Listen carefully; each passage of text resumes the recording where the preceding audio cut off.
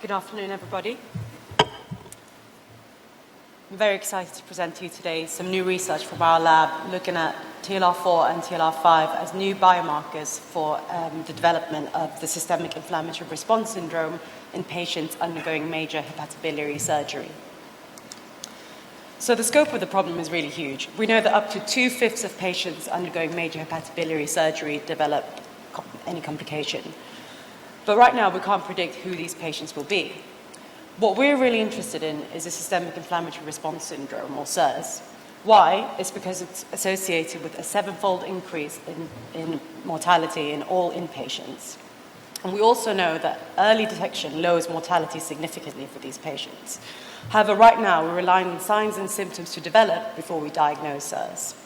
So clearly, we need to find a way of being able to identify patients earlier.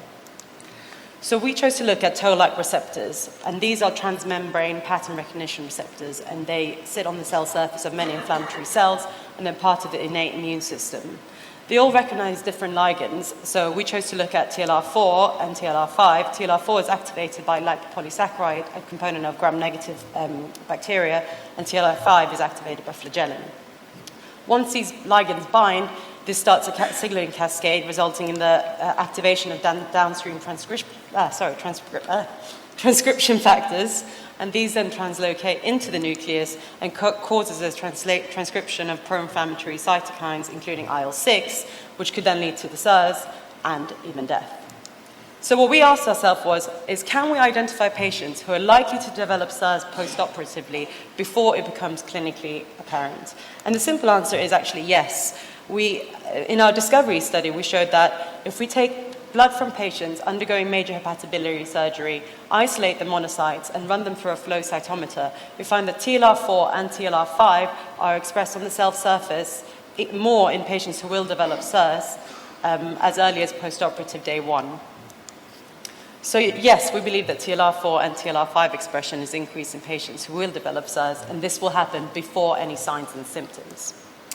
So for our confirmation cohort, we did a prospective study of elective cases undergoing major hepatobiliary surgery, and 2 patients also had concurrent colorectal surgery. We excluded anyone with preoperative sepsis, anyone with known inflammatory comorbidities such as an IBD, and anyone who took regular anti-inflammatories. So our patient cohort consisted of 31 patients. Out of these, only 8 patients developed SIRS. And I say only 8, and I emphasize that because a lot of people think that a larger proportion of patients undergoing major surgery will develop SIRS. But no, actually only 8 patients developed SIRS. And these patients had a significantly increased length of stay versus the ones who didn't develop SIRS.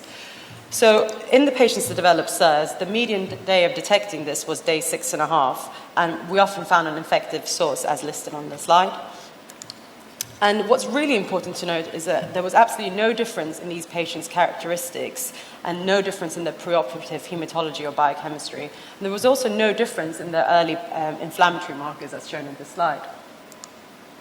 So what do? Patients who were recruited and consented had their whole blood collected at 3 time points. That was preoperatively at day 1 and day 2 post-op. And then we performed TaqMan quantitative PCR for TLR gene expression. For those who don't know what TaqMan quantitative PCR is, it's a really cool new way of being able to quantify the amount of product from a polymerase chain reaction using a fluorescent dye.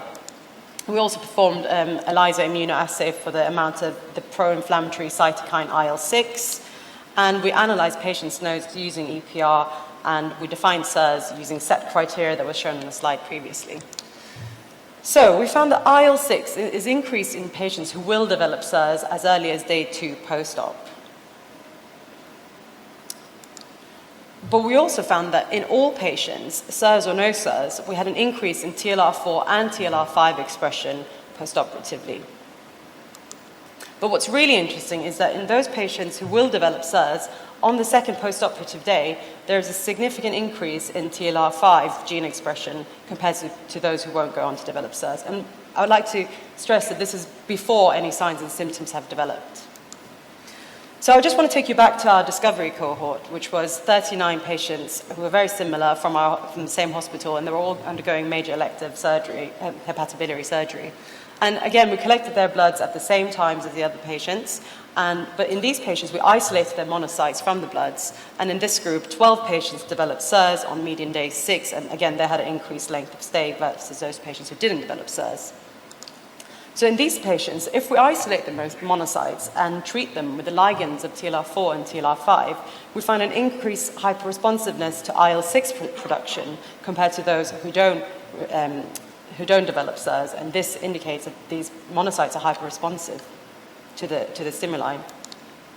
So you might ask yourself, why am I telling you on this? Why is all this important? Well, what's really important is that we identify the mechanism by which this happens, and this is something I'm working on at the moment. We have some candidate genes, and data from our lab that I haven't presented to you today shows that if we take blood from patients who are about to undergo hepatobiliary surgery, and preoperative blood, isolate their monocytes, treat them with interferon alpha, we find that those patients who will go on to develop SIRS post-op shows an increased phosphorylation of STAT1, which is a transcription factor responsible for transcribing several downstream genes, including cytokine-inducible genes. And this is before they've even gone under the knife.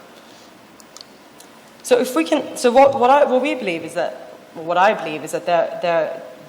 these hyperphosphorylators are bimodally distributed in the populations. In other words, there are people that will be more prone to mount this response. If we can identify these patients, we can risk stratify them accordingly.